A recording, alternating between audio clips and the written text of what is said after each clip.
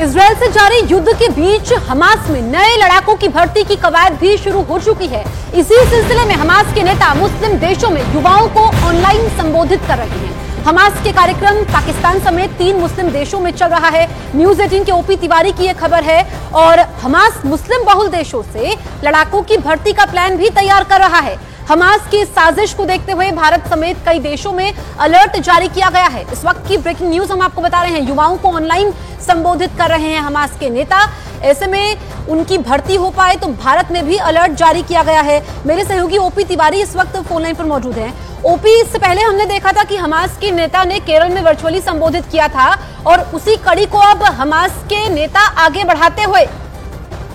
बिल्कुल, मैं आपको बता दूं, तूफान अल अक्सा नाम से ये हमारे के बड़े नेता रैलियों को संबोधित कर रहे हैं और इनके संबोधित करने का मकसद केवल ये है कि हमास में नए लड़ाकों की ज्यादा से ज्यादा भर्ती की जाए, क्योंकि इजराइल की डिफेंस फोर्स जिस तरह से हमास लड़ाकों को मार रही है उससे आने वाले दिनों में हमास में लड़ाकों की संख्या काफी कम रह जाएगी। और यही कारण है कि हमास के बड़े नेता चाहते हैं कि आने वाले दिनों में जिसके पहले के लड़ाकों की संख्या कम हो, उनके नए लड़ाके भर्ती हो जाए। और यही कारण है कि भारत समेत मुस्लिम बहुल देशों में हमास के बड़े नेता खुद ही ये रैलियां आयोजित कर रहे हैं। जी, तो हमारे सहयोगी ओपी तिवारी की खबर है और ये बहुत बड़ी खबर है कि नए लड़ाकों की भर्ती करने में हमास जुटा हुआ है। हमास जो कि एक आतंकवादी संगठन है और भारत के मुस्लिम युवाओं पर भी हमास की नजर है। जब हमने देखा था कि केरल में संबोधित किया था हमास के नेता ने, उसके बाद केरल के मुख्यमंत्री को सफाई भी देनी पड़ी थी।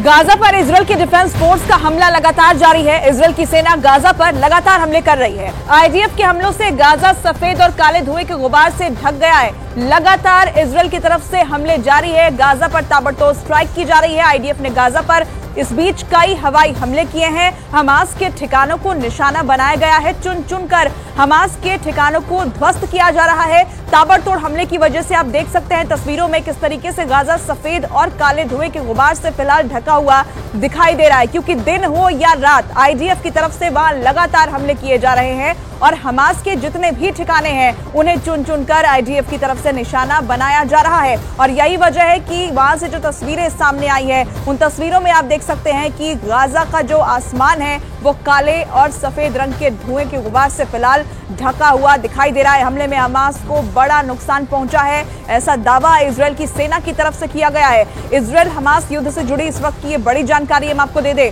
कि आईडीएफ ने गाजा पर फिर से हवाई हमले किए। हमास के कई ठिकानों को यहां निशाना बनाया गया, ध्वस्त किया गया। हमले में हमास को बड़ा नुकसान भी पहुंचा।